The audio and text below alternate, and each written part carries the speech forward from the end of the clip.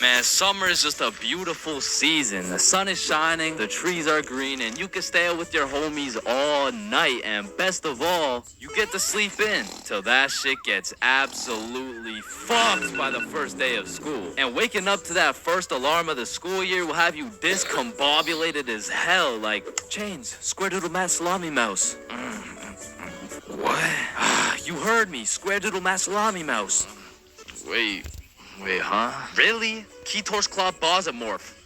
Man, what the fuck are you talking about? What the fuck? And even though getting out of bed early hurts your soul, it's absolutely necessary you spend at least 5 minutes staring at your wall, contemplating your entire life. And if you're a real G, you laid out your toughest fit the night before, so you're low-key hyped to rock that shit to school. So you throw on your new shoes and flick up for the first day of school. And then you walk over to the establishment where you will not only pursue your educational prowess, but you may also dabble in what some call stunting on these hoes. And man, I will say, linking up with your boys on the first day of school just hits different. Like, I be reuniting with the homies like I didn't just see them 12 hours ago. And we're all happy and shit until the school bell reminds me I just got my ass locked up for another 10 months. And I don't know about y'all, but I don't think I've ever made it to my first class of the year on time. Like, it'll be 9:15 and my dumbass will still be trying to figure out how to make it to room 347 by 8:55. And walking into your first class of the year late has to be one of the most uncomfortable situations you can experience, bro. Because the teacher will be like, oh, and who are you? Oh, I'm Chains. Well, Chains, why are you late? Because the bell rang before I got here. Alright, whatever. We waited for you before we started introductions. Oh, no, you shouldn't have. Well, you're welcome. We just wanted you to feel... No, like, you really shouldn't have. Like, I don't want to do this shit. And tell me why all these teachers have been copy-pasting the same icebreaker games since preschool. Like that one where you have to start with an adjective that starts with the same letter as your name. Like, how do you have a group of legal adults in a circle, awkward as hell, talking about, hi guys, I'm Super Sarah. Hey y'all. I'm Awesome Aiden, and I'm a Marvelous Marvin. Shit, if we don't stop doing these fucking icebreakers, I'm about to joyfully jump off a cliff. And after we're done grinding out icebreakers, these teachers have the audacity to show a whole 50-slide PowerPoint all about them. Like, the fuck? This class is supposed to be the study of math, not the study of your daughter's soccer games, bro. And I'm not even gonna lie, my dumb ass will be out there taking notes, wondering how this 7-year-old's goals per game ratio is gonna help me on my trigonometry test. Then just as soon as you survive all that bullshit, you gotta go to the next class and do that shit again. And by the time you've learned half your teacher's favorite hiking spots and relationship statuses, you're relieved to hear the lunch bell. Only to find out the cafeteria's serving straight ass with a side of booty for lunch. And my standards aren't even high. Like, during summer, I was on a seafood diet, as they would say. When I see food, I eat that shit. But when it comes to this cafeteria food, I could even bring myself to smell that abomination they're calling meatloaf. But even though the food was straight dookie, I won't lie, it's kind of nice being back at the lunch table freestyling with the homies. But of course, all good things must come to an end. So the bell rings and I go to depart ways with the homies. Alright, peace out, man. Yeah, see ya, bro. Oh shit, are we going the same way? Damn, yeah, I guess so. Alright, peace out for real. Yeah, see you, bro. Shit. Alright, my class is right here. Bro. Me too. Oh, shit. Let's go. Alright, class. I'm gonna be taking some attendance. Correct me if I get your name wrong. Jason. Here. Billy. Yo. Megan. Present. Chains. Here. Charlie. That's me. Bob. No fucking way. Is there any Bobs in the room? Yo, do you hear that? Is that intro music? Does anyone here know a Bob? Man, nothing beats a class where you got all the boys sitting together. Like, from the jump, you already know you're all about to fail the fuck out of that shit, but it's gonna be fun as hell. Alright, so, everyone introduce yourselves and tell us what you did over summer break. My name's Bartholomew. My name's Bartholomew, and I'm not gonna lie to you guys, I had a pretty rough summer. I mean, I crashed my car, my girlfriend broke up with me, someone robbed my house, my grandma got jumped the other day. No, bro, not the grandma. You three in the back. Disrespectful. And what's crazy about the first day of the school year is how these teachers will act all nice, talking about, it's so lovely to see all your beautiful faces, and it's also nice to see you, Aiden. Wait. What the fuck? We're gonna have an amazing, fun year, and guess what? There's no homework today. Knowing damn well they're about to make up for it with twice as much homework tomorrow. Like, they'll for real be handing out kindergarten-ass coloring sheets the first day, and then tomorrow you're getting your ass whooped by some calculus worksheets. And I didn't even talk about the motherfuckers you'll be seeing in the halls on the first day. Like, I don't know what these dudes be going through in those 2 months, but motherfuckers be going from Arthur Kennedy to AK real fast, bro. Oh shit, is that you, Arthur? Oh, gee, don't be dropping the government name like that. Government name? But that's just your first name. Hey, fam, it's AK. Aye, man. What you been up to, bro? Hey, fam, I'm trapping, trying to make it out of the mud, you know? The mud? You live in a gated community. Oh shit, that's the ops right there, fam. Get down. The ops?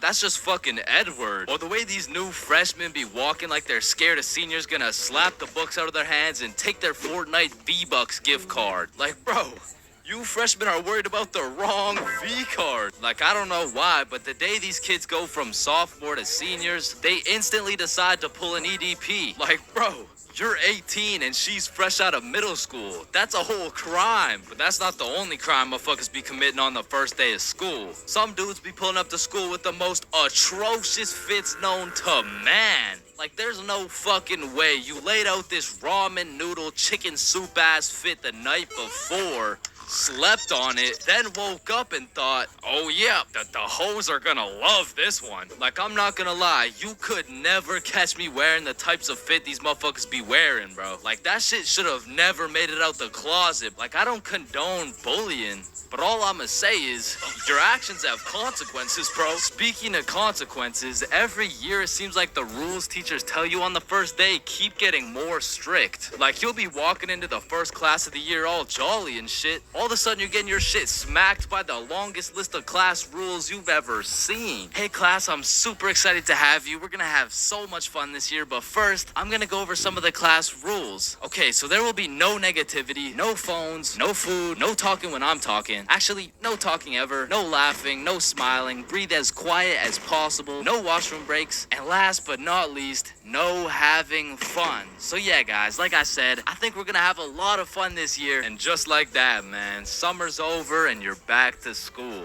It's possibly one of the worst times of the year. Like, do you really think it's a coincidence that when school starts up, the sun just starts hiding and the leaves start dying? You see what I'm implying? But I will say, one day you might just look back on these times as the good old days and you might just start crying. Wrong. She get wicked.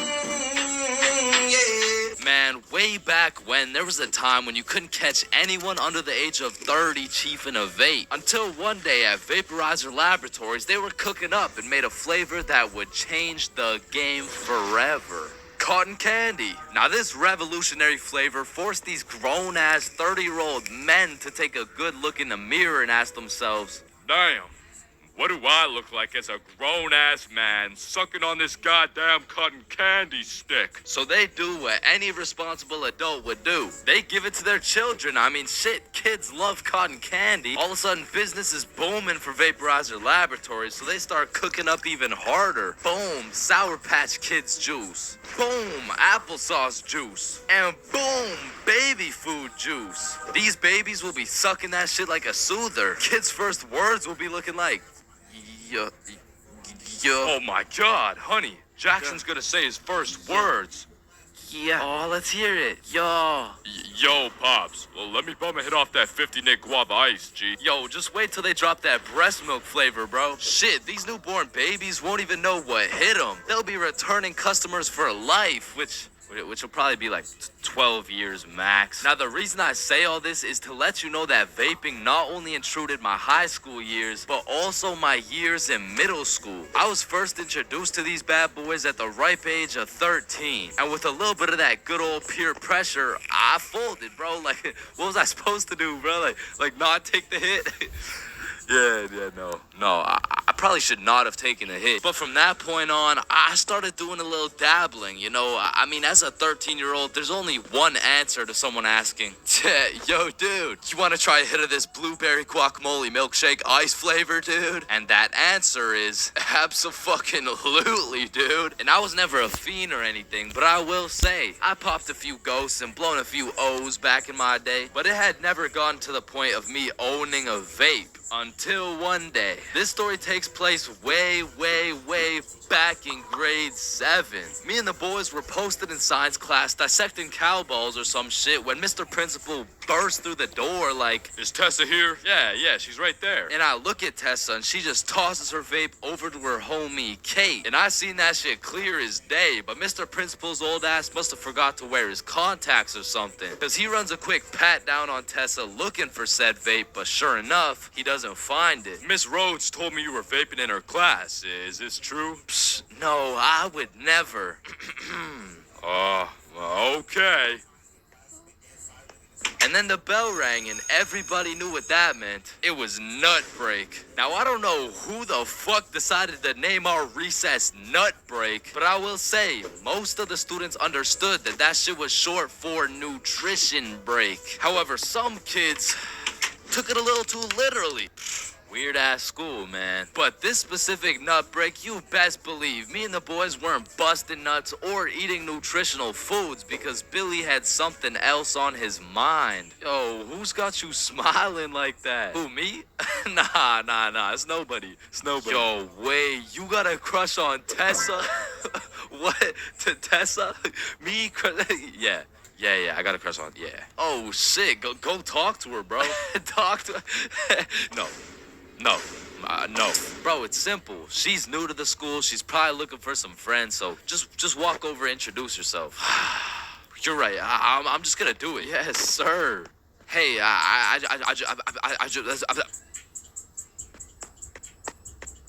did I just sell that shit? Yup.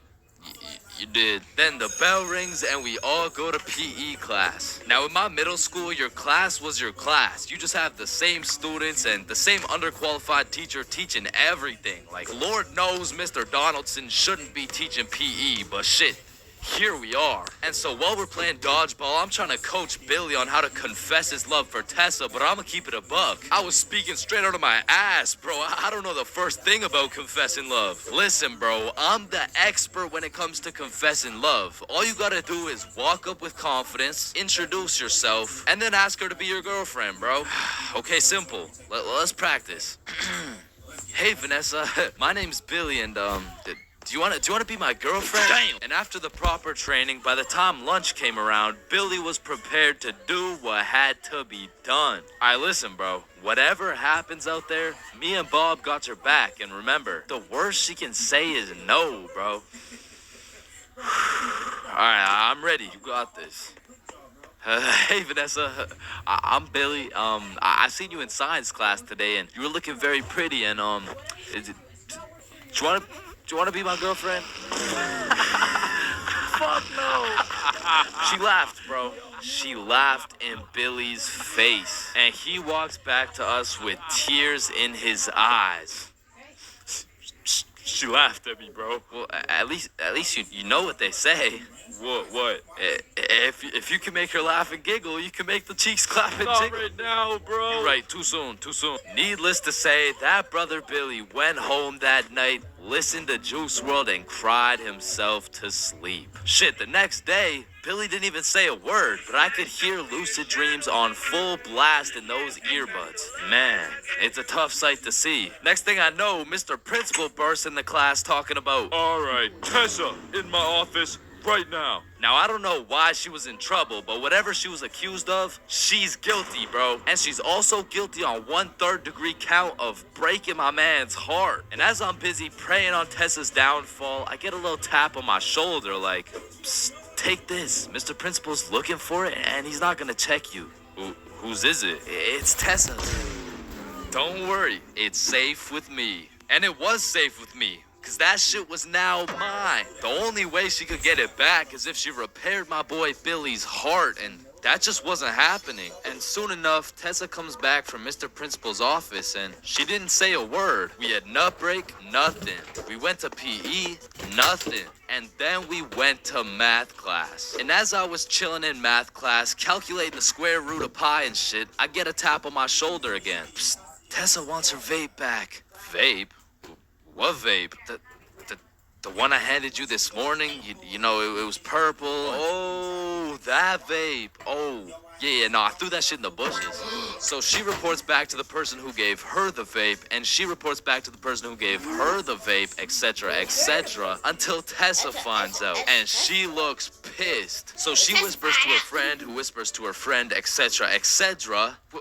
What bush did you throw it in? Oh, the one out back. And to put it in perspective, the bush out back was fucking massive. It was this huge conglomerate of straight prickle bushes, and so pretty much her vape was gone, bro. And I went to sleep that night with a smile on my face, knowing I not only saved Tessa's lungs, but also Billy's heart. The next day I went to class, sat down with the boys as always, but something was different. Tessa and her homies were nowhere to be seen. I shrug it off and continue to make some groundbreaking studies in science class until I hear Billy like, bro, no fucking way. So I turn around to not only see Tessa and her friends waist high in prickle bushes looking for this vape, but I also see Mr. Principal forcing them to do it. Now this was truly a beautiful sight to see revenge play out this perfectly. Like Billy was sitting at the window the entire class watching him do a whole search party for this vape that was posted in my pocket. And just when I thought Billy couldn't get happier, the next day Tessa and her friends had to present a PowerPoint to the entire school on why vaping is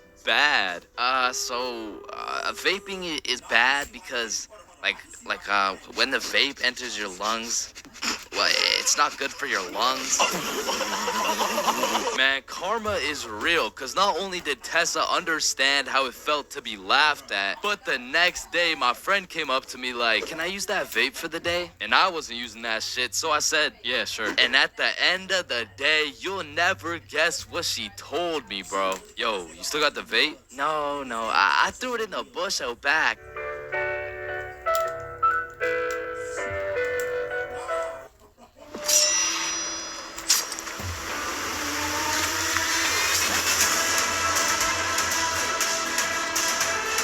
Together, we will bring justice back to the people. Oh Lord, for only you know the way. No, it doesn't apply to this God. We revere and honor your holy name. O wondrous ruler, hear my cries, for it's in your name I...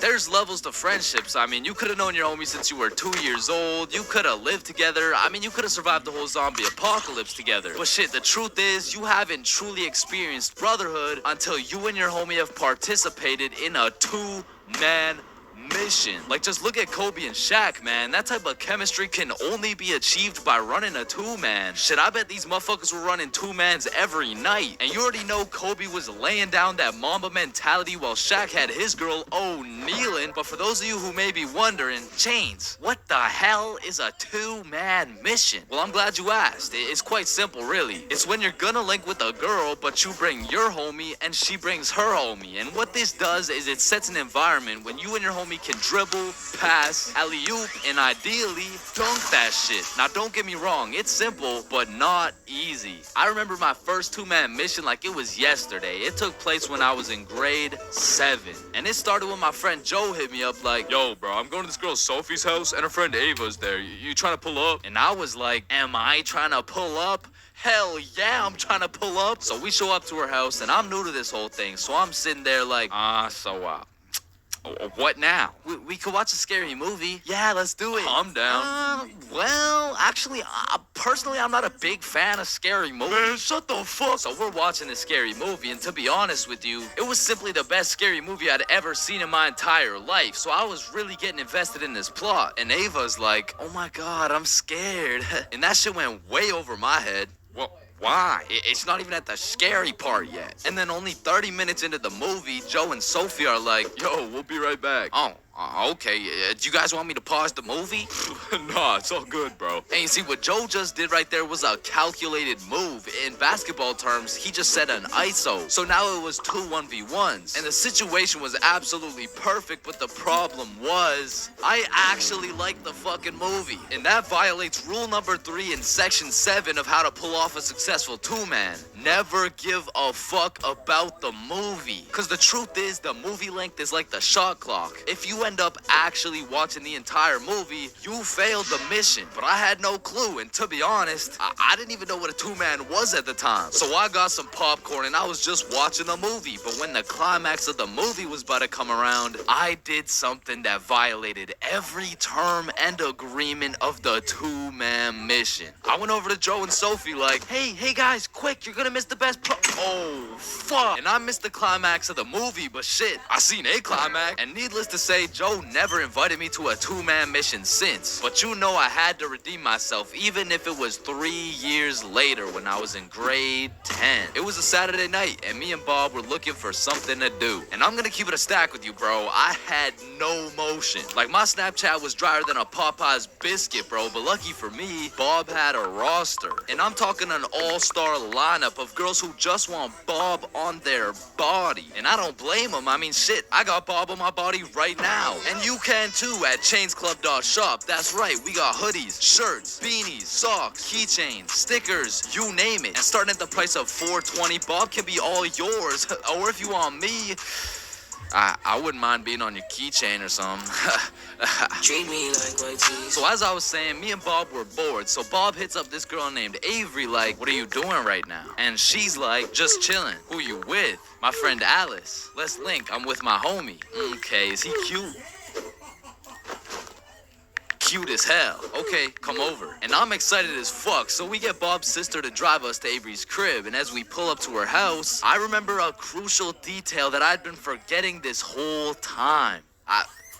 I was scared of the hoes, bruh. And as we walked up to her door, I was starting to get flashbacks of me and Joe's two-man, where Joe tossed up an alley-oop for both of us, and I blocked his shot, metaphorically and literally. And as I'm psyching myself up, Bob calls Avery to tell her we're here, and she's like, so, my parents are asleep, so you're gonna have to come in through my window. Shit. So we walk around the side of the house to Avery's room, and lucky for us, there's this big-ass window, and I'm like, yo, can you open it so we can get in? And she's like, it is open. Bro, only this tiny ass rectangle in the top left was open at a 60-degree angle. But that was our only way in, so I helped Bob up and through the window. But now I gotta get up there, and I'm bigger than Bob, so I put my head through and I'm trying to slowly creep into the room, and then I lean just a little too far, and I'm headed face first onto Alice's hardwood floor. And listen, Bob has come in clutch many times. He saved me from drowning, coyotes, getting in trouble, but out of all these things, I'm most grateful for Bob catching me as I fell through this fucking window. Because drowning and dying would have been pretty bad, like boo-hoo, rip chains, you know what I'm saying? But imagine falling through a window and eating shit face first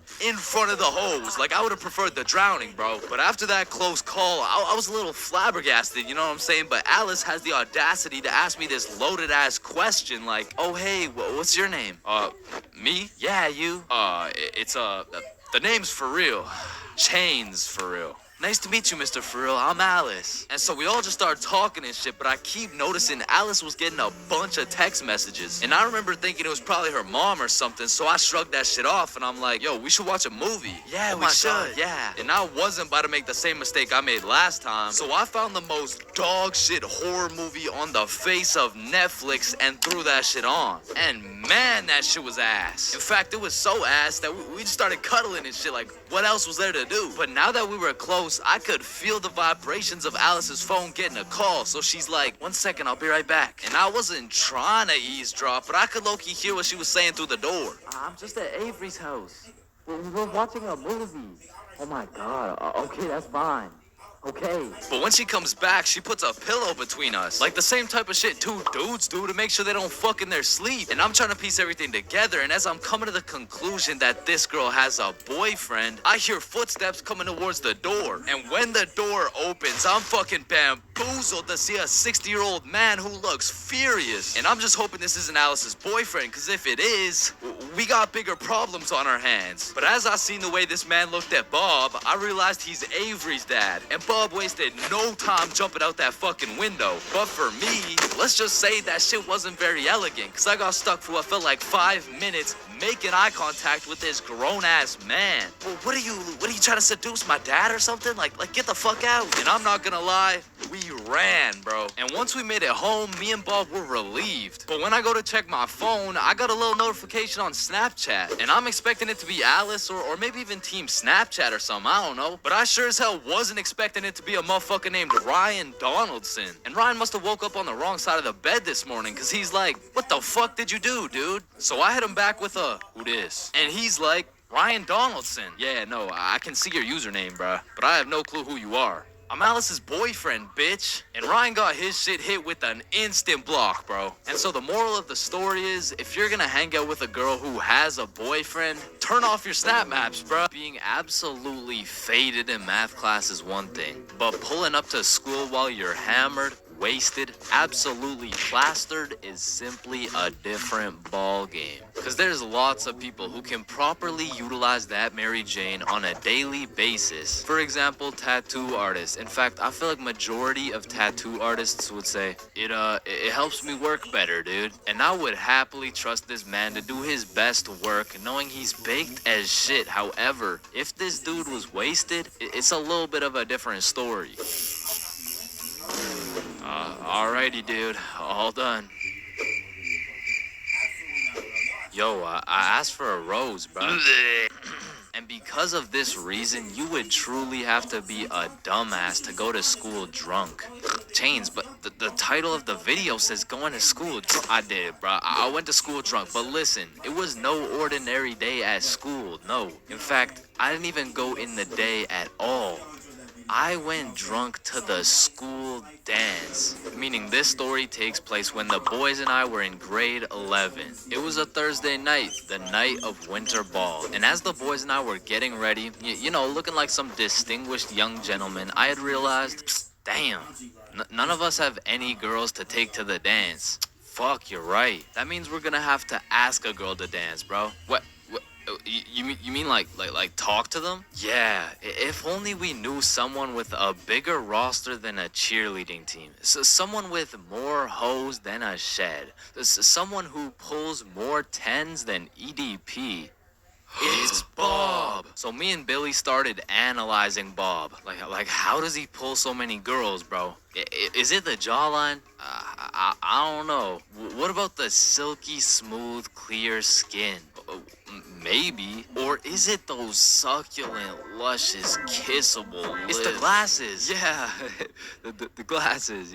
Yeah. So we stole Bob's entire flow in the hopes this would put an end to my drought of bitches. So we check ourselves out in the mirror, and then we hop into Billy's whip. We throw on some Rihanna to get us hyped, and before we knew it, we had arrived at school. Now, to really paint the picture, it was a Thursday at 8 p.m. And on this Thursday at 8 p.m., Billy pops his trunk to pull out 2 bottles of vodka. Now, if you were unaware, it was currently a Thursday at 8 p.m. on a school night, and we were headed into our school. Now, logically, I should have simply denied the alcohol, but I'ma keep it a buck. The whole idea of walking up to a girl and asking her to dance was really giving me the heebie-jeebies. I mean, my palms were sweaty, my knees were weak, and arms were heavy. So I took a big old chug of that liquid courage in order to ease the nerves a little bit. And shit, Billy must have been feeling the same way, because Billy was down in that shit like it was water. And right after we consumed enough alcohol to kill a baby elephant, I got a notification on my phone.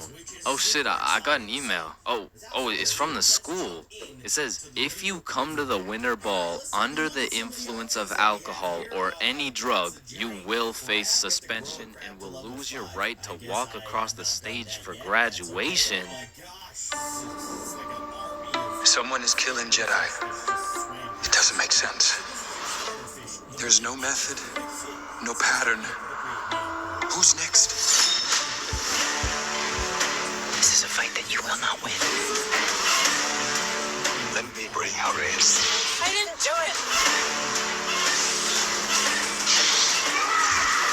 Star Wars: The Acolyte. New episodes Tuesdays, only on Disney Plus. Rocket! Fuck. Okay, listen. If we can get into the dance before this shit hits, we're chilling. All right, we got this. So we walk into the school looking fresh as hell, but then I noticed a fat line of students, and this line led to a security check to get into the dance. Fuck, that's not good. Nah, we're chilling. I still don't even feel anything. What about you? Yeah, same. We're good. And just as we came to the consensus that we were good, the principal starts walking down the line in our direction. Fuck, act cool. We're good. Act cool. That was close. You three, over here. Shit, shit. Do you guys know why I called you over here? Nope. I smelled alcohol the moment I walked past you three. Now, I don't know if it was one of you or all of you, but you know the consequences of showing up under the influence, right? Yeah, we do. And tell me, is it or is it not suspicious that all three of you guys showed up with glasses on? Nah, we just thought it looked suspicious. Really? Take them off. Damn, yes, sir. And although I downed a sizable amount of vodka, it still hadn't kicked in yet. Now, I didn't want to do this to you guys, but look at my finger. This motherfucker starts waving around his magic finger in Billy's face with a flashlight to somehow see if he's drunk. Now, I don't know what the plan was, but I was fucking scared. Okay, he's not bad. Oh, okay, he's good. Now let's see here. And just as this motherfucker puts his finger in my face, that vodka hits, bro. I'm using all the strength I got to keep my balance while I'm getting blinded by this flashlight. Let me try that again. I got a little feeling you guys drank, but it hasn't fully kicked in yet. I'll check up on you in a little bit. Yeah, that's good.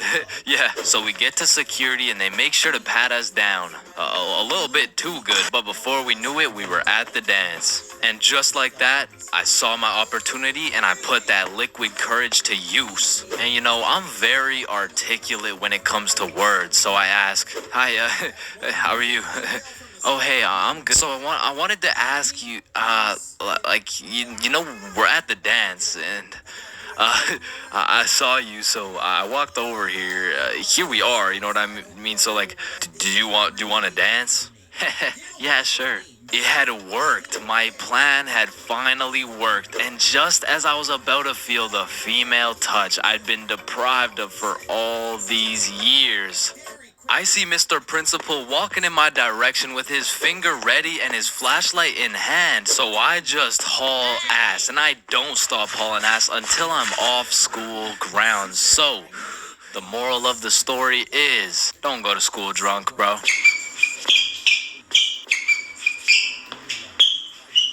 We are currently facing a life-threatening epidemic that is threatening the lives of many teens around the world. Oh, what's that? Yeah. Oh, okay. It has been brought to my attention that there's a new strain let loose that is infecting more teens than ever. The strain is propylene glycol formaldehyde. Street name, Guava Ice. So stay safe out there, and back to you, Linda. Linda? What? Oh, shit! Man, way back when, somewhere in Timbuktu, a Homo sapien found a plant by the name of tobacco, and for whatever reason, somewhere in this dude's caveman brain, he decided, me, smoke, now. And that he did. And as humans slowly evolved, smoking did too. And soon, motherfuckers went from looking all old and wise, smoking these big old pipes, to soon smoking cigars on some mafia boss shit, which turned into cigarettes. Now, back in the day, if you were stressing, Doc would prescribe you a pack of good old cigarettes. Sore throat? Cigarettes. Oh, you got a cough? Here. Smoke a cigarette. But after a while, people's teeth started looking all British and shit, so they decided, boy, I don't think these are healthy, innit? So we decided we needed to make cigarettes better, and you know what makes everything better? The letter E. Your mail's taking too long to come in? Email. Wait, what's that? You want to play sports, but you're ass at every single sport?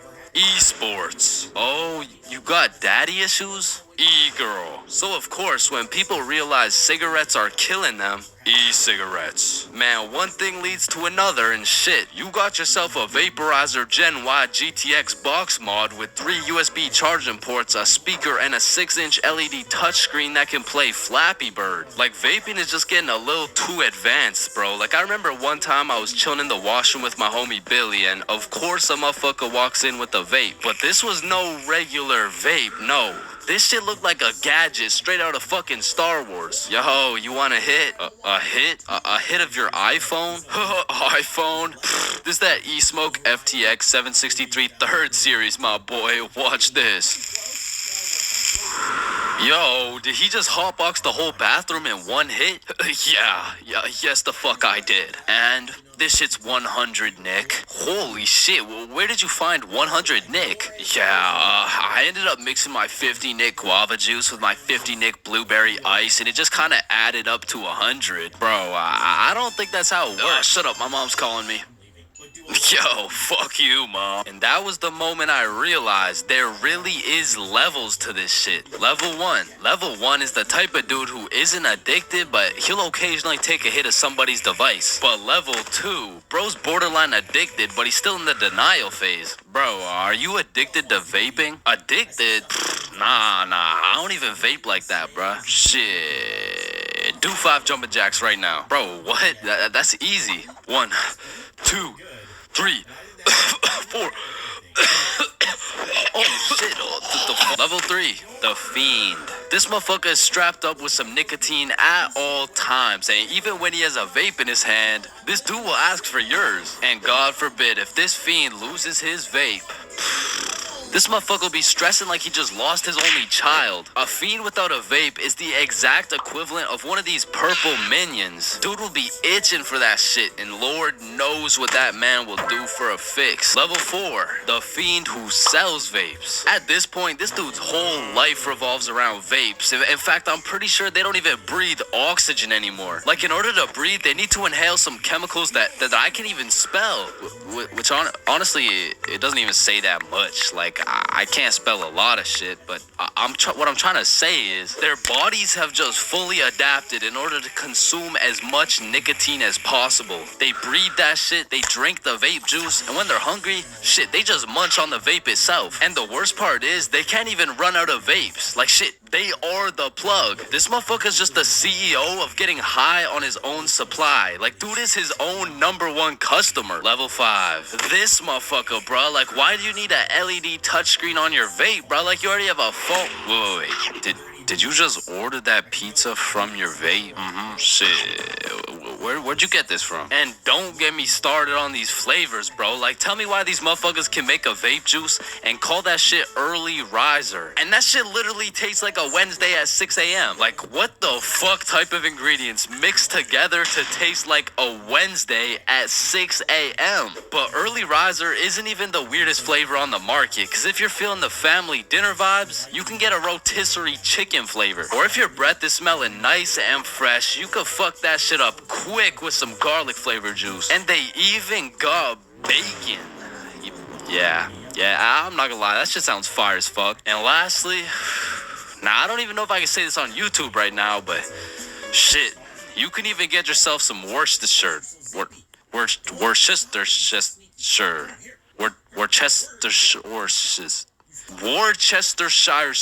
But regardless, I think we all know the home of nicotine, the eternal hot box, the communal vape sesh. It's the high school bathrooms, man. You walk into one of these joints and there's at least 15 dudes hotboxing that shit at like 10 a.m. You come in trying to take a piss and now you got a head rush. You walk over to the urinals, but it's so goddamn hotbox, you start pissing all over the walls. But shit, you can't even piss on the walls in peace, man. You got that one fiend coming over to you trying to suck your device dry, and dude's so down bad for that hit that's not the only thing he'd suck dry. And listen, you may be thinking, Chains, how do you know what you know about vaping? And that's a great question. Back in the day, I was a curious little George, man. And back in grade 7, I was chilling at my friend Becky's house. And when I walked into Becky's crib, I was nothing but an innocent, curious young man. But little did I know, I would leave Becky's crib, far different than I entered. So you know,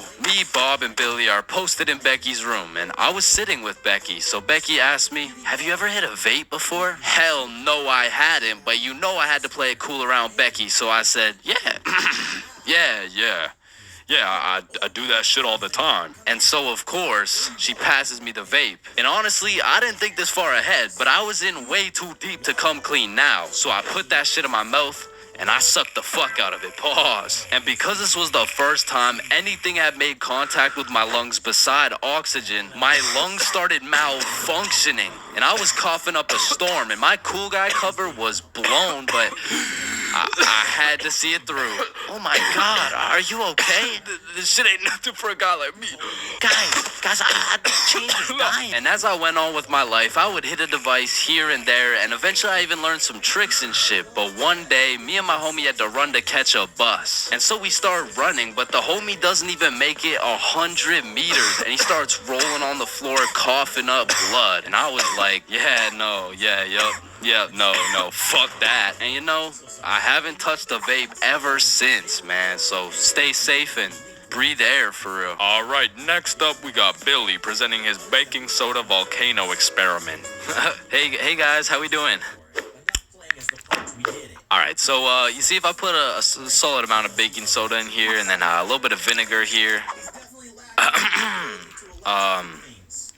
It's supposed to explode. Oh, fuck! Quickly, organize a single file line in alphabetical order. Hey, I'm first. No, you're not, bro. I'm first. Your last name is literally Johnson. I have 2 last names. Listen, bro, I'm not saying we shouldn't have school drills and all, but what I am saying is the school drills we do have are straight bullshit. Like, if there was a fire in my class, I'm jumping straight out the window, the fuck? There is no way you'll catch me waiting for Alexander and Arnold to debate who's first in line while I'm out here getting sauteed. And shit, fire drills aren't even close to being the worst of the drills, cause we got lockdown drills. Now, I don't know who planned out these drills, but goddamn, these drills are ass. Now, if you never had lockdown drills, they're pretty much a foolproof plan set in place to completely counter anyone pulling up to school with a strap. You see, the plan is pretty simple. You lock the door, gather all the students into the corner of the class, and you turn the lights out. And the reason we turn the lights out is so we can politely tell the intruder that nobody's home. Now, if every classroom followed these steps perfectly, we might even be able to convince the dude that it's a pro D-Day or something. Now listen, I hate to be the bearer of bad news. I really do, but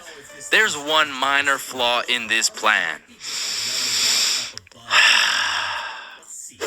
The shooter's in the class, bruh. You're out here telling the opposition your exact game plan. Then you're surprised when bro pulls up to the hiding spot. Like shit, it's just easy pickings at this point. Now, earthquake drills, man. The game plan here is to essentially hop under your desk and start counting. Now, when I was in kindergarten, I thought this whole earthquake drill thing was a fun game we played to learn how to count. But 12 years later, we were still counting. Like, let's be honest. What the fuck is counting gonna do? Are you telling the earthquake how long it has to dismantle the school? Cause I'm pretty sure it doesn't give a shit how long it takes. Me personally, I feel like the best way to see if an earthquake is over is by observing whether or not the entire fucking building is shaking. But listen, I will say this. Out of all the drills, the earthquake drill is pretty valid. Like, whoever thought of this one was kinda cooking. I mean, these desks are pretty much made out of steel, bro. Like, out of all my years, I've never seen one break before. So it probably provides some solid protection. But shit, me personally, I'm still jumping through the fucking window, bruh. I don't care how many times I practice crouching under my desk. If I ever felt the slightest shake in the ground, I'm out of that hoe. So if you carry the 674 to the power of 2 over to the 47, you will find... Oh, shit. Well, why did Change just dive out of the window? Shit, I don't know. Now I'm gonna keep it a stack. I've never done a single tornado drill in my life. So after doing some quick research, it looks like you just, you do this. Now I don't know shit about tornadoes, but what I do know is that I'm not gonna be doing this shit. Like, I'm no scientist, but I don't think the doggy position is gonna stop the tornado from packing you up. So to be honest, once again, I'm jumping out the fucking window, bro. Like, that's just my default reaction. And if that tornado ends up putting me on a t-shirt, then so be it. At least the last position I was in before I died was not the face down, cheeks up pose. But bro, imagine being the kid who poorly timed his piss and now the fire alarm's going off midstream. And you don't even get to know if it's a drill or not. Then there's the whole do you wash your hands dilemma, right? Cause you don't want to get trapped in the fire and fucking die, but on the other hand, you don't want to just not wash your hands. Because if it's a drill, then you're just left with dirty ass hands. And while you're trying to decide whether to wash your hands or not, the class is outside taking attendance like Rosalina, here, Jared, here, Chains. Chains? Oh, fuck. Where did Chains go? I don't know, bruh. Shit. Oh, no, I was just in the bathroom. Ooh, oh, you scared me there for a second. Wait, did you wash your hands? No, I was in a little bit of a rush. Get back in there and wash your hands, buddy.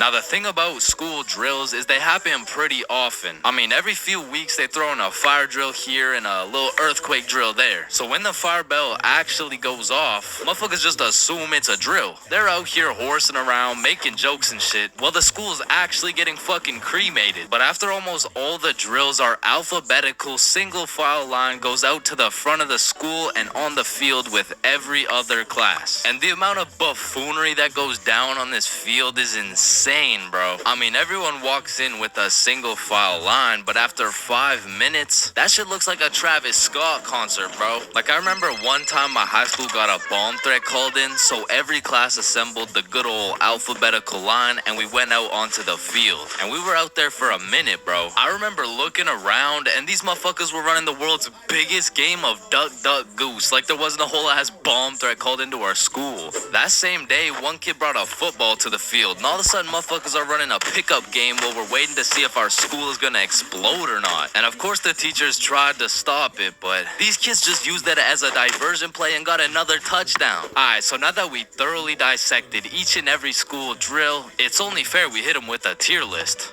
So let's see what we got here. We're starting with lockdown drills. What are we saying? Fucking F tier? Holy shit, they are ass.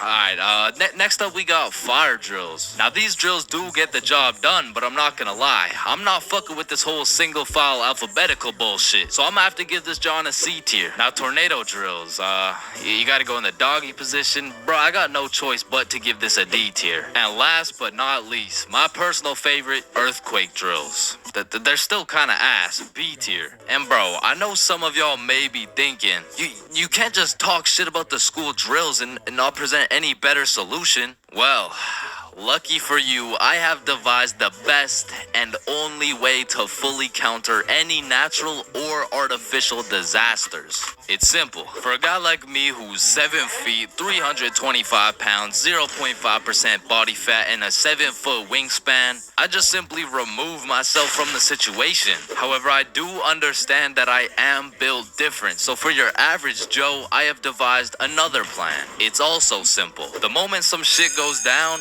everyone runs at full speed out of the building. And of course, some would argue that not everyone is gonna be able to make it out of the building in time, and that some people are faster and stronger than others, and you know what that's called? Natural selection. You see, if I was principal, instead of running students through these impractical drills, I would be running students through a different kind of drills. I would have my students in peak physical condition. Instead of a fire bell, I would have a push-up bell. At any given time, if that shit goes off, you drop down and give me 50, or your ass is getting expelled. You see, this way, when there's a fire, everyone can simply remove themselves from the situation. Or in other circumstances, they can simply intervene. My self-care secret is that I never use perfume because I use Native Body Wash. It keeps me smelling fresh all day and froths up into the creamiest lather, leaving my skin feeling extra hydrated. So if you like smelling and feeling great all day, then Native is for you.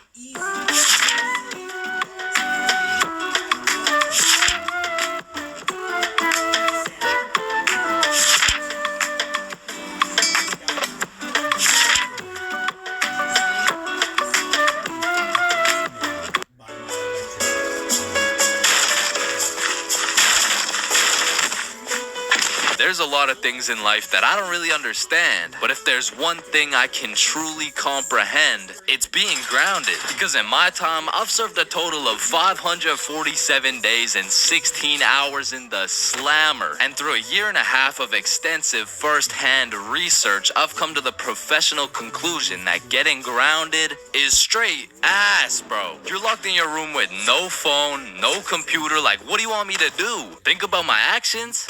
Hell nah. Being grounded had a young me doing the stupidest shit ever, bro. Like, I was popping handstands, hitting my head against the wall, playing with the door stopper thingy. Shit, I got so bored, I even read a few pages of a book like an absolute nerd. And now that I think about it, Percy Jackson and the Battle of the Labyrinth was actually a spectacular read. Now listen, there's only one thing worse than being grounded, and that's being falsely imprisoned for life.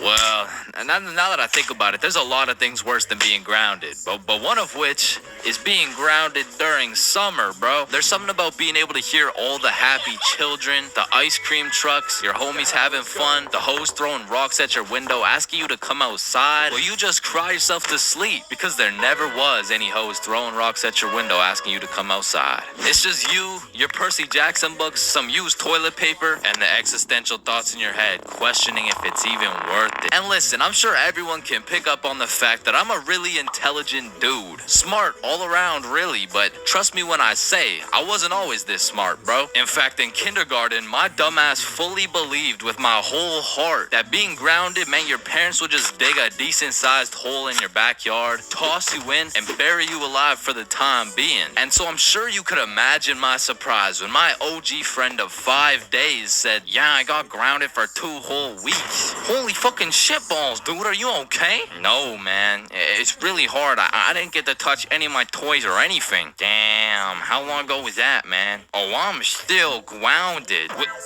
No, you're not. Yeah, dude, I'm grounded right now. That's what happens. No, the fuck you're not. And I wouldn't truly find out what being grounded was until 7 years later. I was in grade 7. It was a beautiful sunny summer day at approximately 11 a.m. and me and the boys were freely roaming our city. Little did I know, we wouldn't be free for long. And as the boys and I roamed the city looking for a move, one of Bob's girls calls him up and is like, okay, so my friend Becky is in Hawaii for a few days with her family, and she said I could bring you over. And just like that, Bob could have wrapped it up and claimed some cheeks. But the boy Bob was never one to leave the homies behind. So not only did he convince his girl to let us come, but he went above and beyond. He got his girl to bring some of her friends over too. And now we're hyped because we had now located the move, and quite a marvelous move if I do say so myself. Now keep in mind, all of us knew Becky and had been to Becky's house many times before, but Becky was all the way in Hawaii, so she had no clue about the marvelous move about to take place at her own crib. But regardless, me and the homies walk into Becky's crib and they low-key got a little get-together in the works. I see Bob's girl, I see Bob's girl's friends, and then I see a mutual friend of mine named Dennis. And he brought his girl. Now, a little backstory about Dennis. Dennis was 2 years older than me, making him in high school. And to be fair, from grade 7 to high school is a colossal difference. Dennis was taller, had a more developed frame, and Dennis even had some facial hair in progress. The amount of facial hair that put my peach fuzz to shame. And to put it quite simply,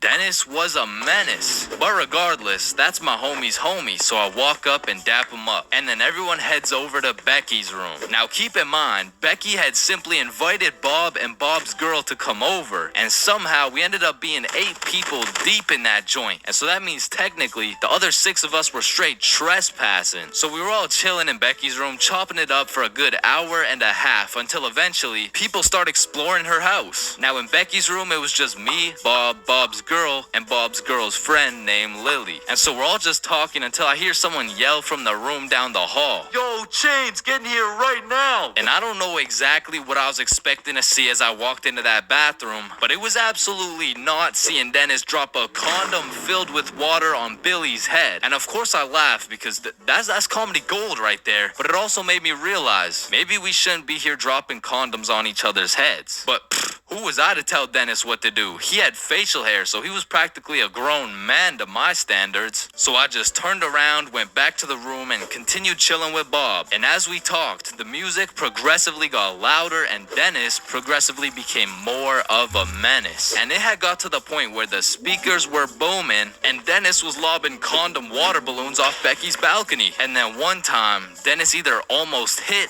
or just missed Becky's neighbor with one of these condom water balloons. So this grown man looks down at a condom that seems to have fell from the heavens. Then he looks up and sees Dennis scrambling inside the Becky's crib with the speakers blasting music. And then he continued on his way. And we were all just having a fantastic time in Becky's room until we hear the downstairs door swing open. And we all absolutely shit our pants and run onto the balcony. Hey, I just texted the family who lives here and they said no one is supposed to be in the house. Everyone needs to leave right now or I'm calling the cops. And that's exactly what we did. No messing around, we were out that hoe. And we all went to Bob's girl's house for an emergency meeting because we were all scared as fuck. And now Bob's girl and Becky are texting and Becky's like, my parents are pissed. They want to talk to everyone's parents and they know how many people were there. So we all devise a foolproof plan. Okay, we give Becky our phone numbers, tell it's our parents' phone numbers, and we act super disappointed in our children. We all agreed on this plan and the emergency meeting was dismissed. And over the next few days, we all got texts from a very unhappy Becky's father, who made sure to specify the amount of condoms that were found in the bathtub. We all respond with some bullshit along the lines of, Hello, Mr. Beckerson.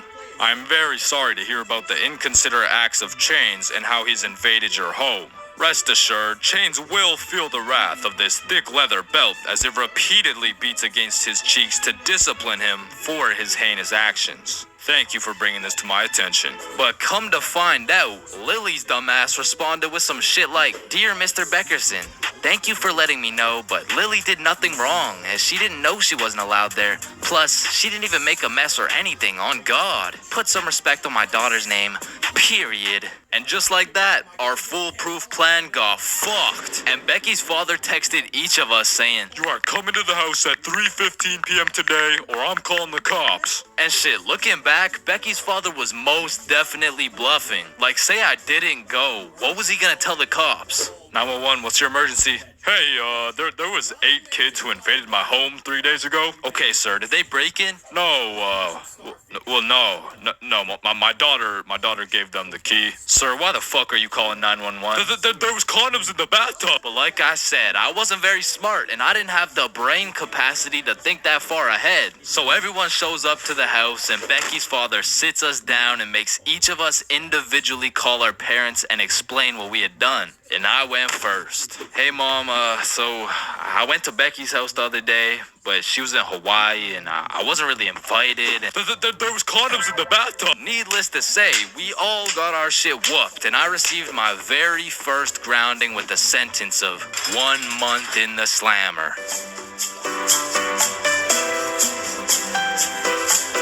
High school, the only place you'll find nerds and jocks chilling in the same room, where there's fight clubs and book clubs in the same building, where you can find the plug selling something and the school thought-giving dome all in the same bathroom. And surely one of the few places you can pursue your educational prowess and to get off that Benjamin in the same institution. High school, man. Love it or hate it, it's quite the experience. And although every single person will have a different experience at high school, there are some things you are guaranteed to encounter. Like the PE sweat, the nerd, that one strict ass teacher, the teacher's pet, the redditor, the predator, the chill teacher, the plug, the stoner, that one motherfucker who walks like this, the class clown, the band kid, the kid who just never shows up, I like the hot Cheeto girl. That one sexy ass kid who you got all the girls and you know what I'm saying? He was like super cool. The bathroom fiend. The, oh my god, I almost failed that test. I did so bad. Oh shit, same. I got a 51%. What about you?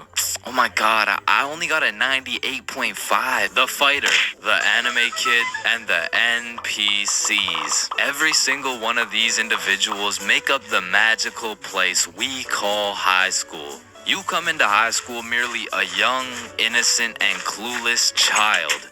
but you leave even more clueless than before, bro. Like when we learned about pie in math class, my dumbass thought I was in culinary arts for 2 goddamn weeks. And that is pie. Chains, are you listening? Yeah, we're learning about pie. Then recite pie. Flour, egg, some fucking blueberry. Like coming into high school as a freshman, I was thinking, I can use my high school experiences and knowledge to figure out what I'm gonna do in life. Then shit, all of a sudden I'm graduated and my brain is filled to max capacity on bullshit. So now that you're graduated, what are you gonna do with your life? The mitochondria is the powerhouse of the cell. But one of the most majestic parts of high school is the bathrooms, bro. Like, it's a proven statistic that only 1 in 30 kids actually go to the bathroom to take a piss. And Lord knows what the other 29 are doing, bro. I mean, it could literally be anything from a secret fight club to a drug ring to a fucking Bible study. Like, nothing is out of the picture when it comes to high school bathrooms, bro. But the bathrooms are not the only place where some fuck shit goes down. Cause you know high school students love to see fights, so when there's the slightest hint of beef, there's a motherfucker instigating that shit. Oh shit, my bad, bro. Nah, it's all good, don't worry. Yo, personally, I wouldn't take that shit, bro. What? Nah, it's fine. Like, he practically just called you a bitch. Wait, really? No, it was an accident. Wait, what's that? Oh shit, he just said he's smoking on your grandma's pack right now. Hey, don't be talking about grams like that. Shit, wow. But tell me why when some entertaining shit happens, I just happen to miss school that day. Like, I'll go every day of the month, but I get sick for 1 day? Damn, I'm glad as fuck I'm not at school right now. Yo, holy shit, Chains, where are you? I'm in my bed right now. Why? Jeremy and Tom are running the ones right now. Fuck, the one day I didn't go. Wait, what's that in the background? Oh shit, yeah, they got Lil Uzi performing at school today. What? Uzi's at our school? Yeah, check it out. Yo!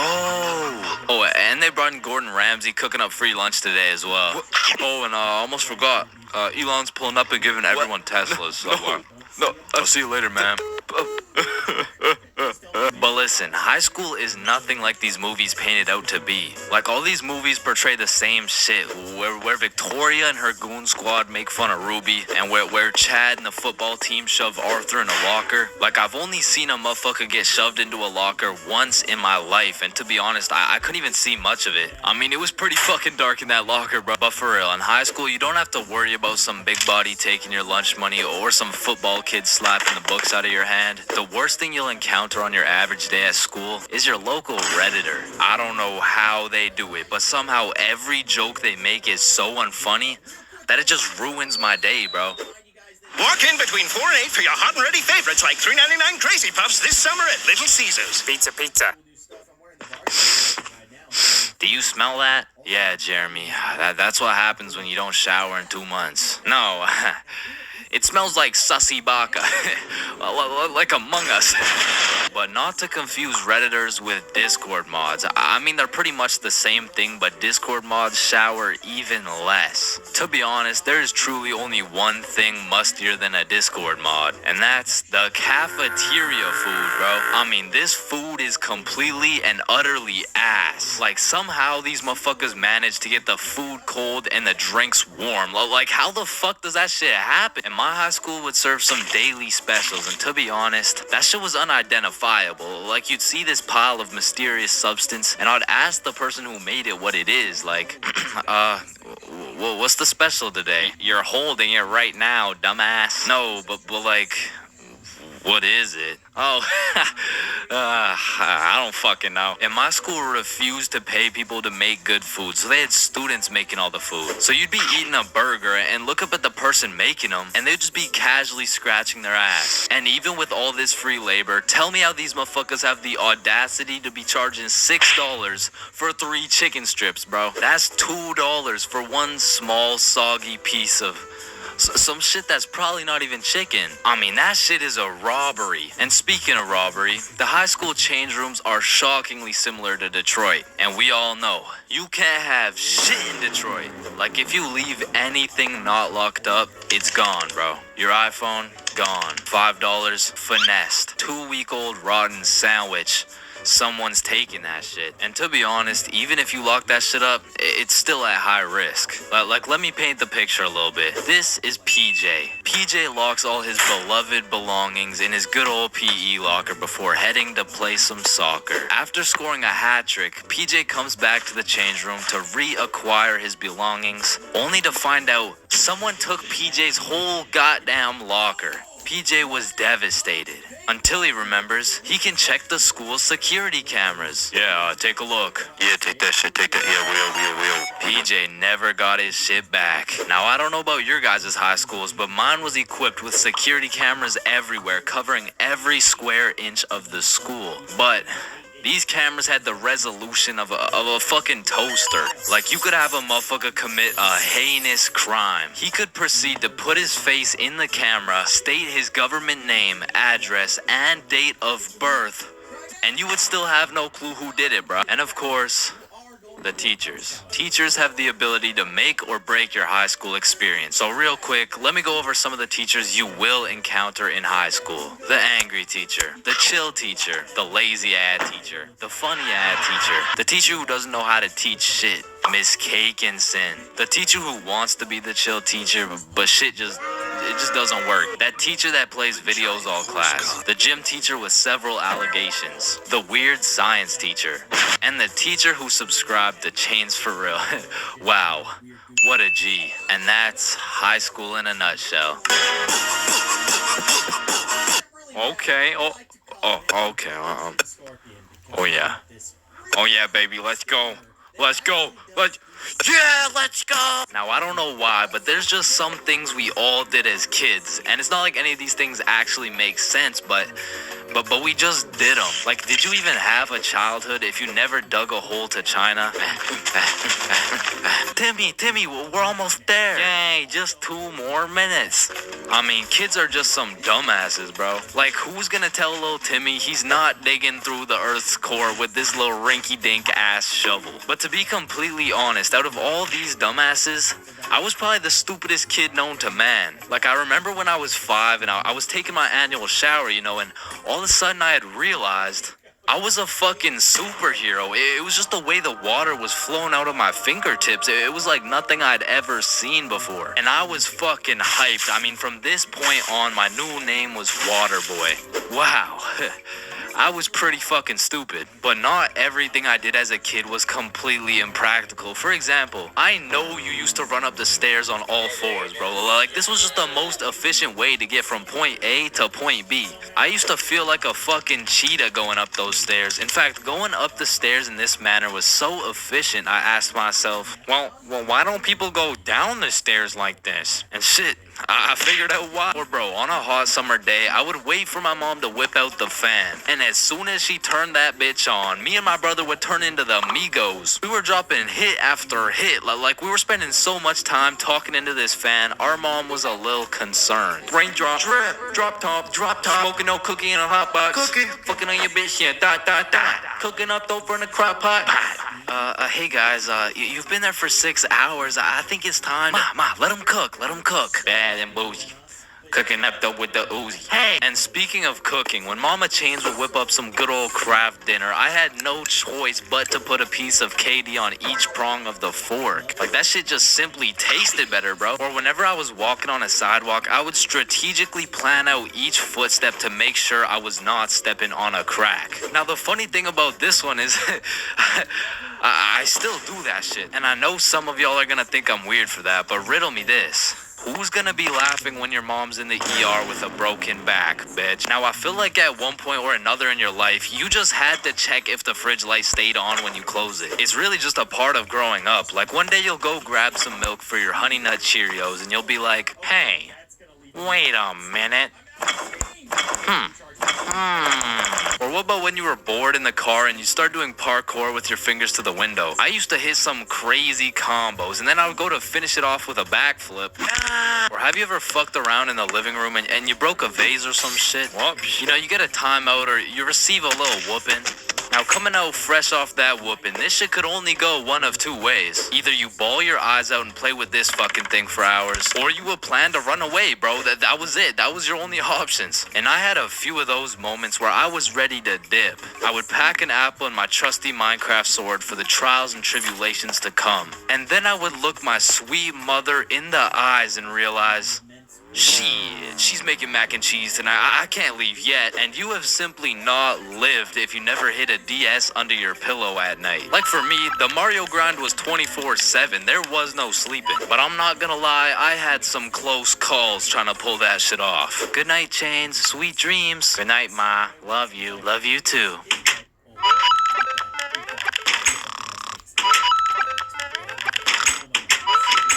Fuck. And goddamn, bro, in grade 1, we would be doing anything but schoolwork. Like, we'd be poking holes in our erasers, injecting heroin with mechanical pencils, drawing this shit, and breaking this shit off mechanical pencils. I'm not gonna lie, you still gotta keep me away from those things, because if I see them, I will break them. And yo, I'm not gonna forget you motherfuckers who used to put glue on your hands and let it dry so you could peel it off. Like, bro, you're weird for that shit. I'm not gonna lie. But I did used to love crafting the biggest marker sword you could and have a duel. And I don't know why, but I always used to carry around this tiny ass pencil. Like, I never actually used it, but I always had it. And I used to flex it too, thinking it was cool or something. Yo, shorty. Take a look at my pencil. Oh my god, why is it so tiny? Tiny? It's not that small. And bro, tell me as a kid that you never had the random urge to just do this shit. And you just stay there. I don't know why. And I'm not gonna lie, I have to contribute my entire professional stickman career to drawing on the windows as a kid. Like, Mini Chains was whipping up some masterpieces. They were on some Picasso level shit, which is exactly why you see this high quality stickman content. There's a lot of awkward things in life, like the handshake fist bump dilemma, or waving back to someone who is waving to the dude behind you, or the you too situation. Enjoy your meal, sir. Thanks, you too. Actually, wait, no. But on this long list of things that will keep you up at night, I feel like school dances lands itself in the top 3, bro. Cause it's like, is it a party or is it a school event? Are we hitting the Dougie or are we just standing awkwardly in the corner? There's just too many questions, bro. Like another question, who the fuck hired this guy to be the DJ? Like, I don't know how much they pay this dude, but it can't be anything over 50 bucks. I remember at my first middle school dance, I seen the DJ walk in with all his gear and shit, and I thought, damn, look at those big ass speakers. This dude knows what he's doing for sure. Hey, Stickman Middle.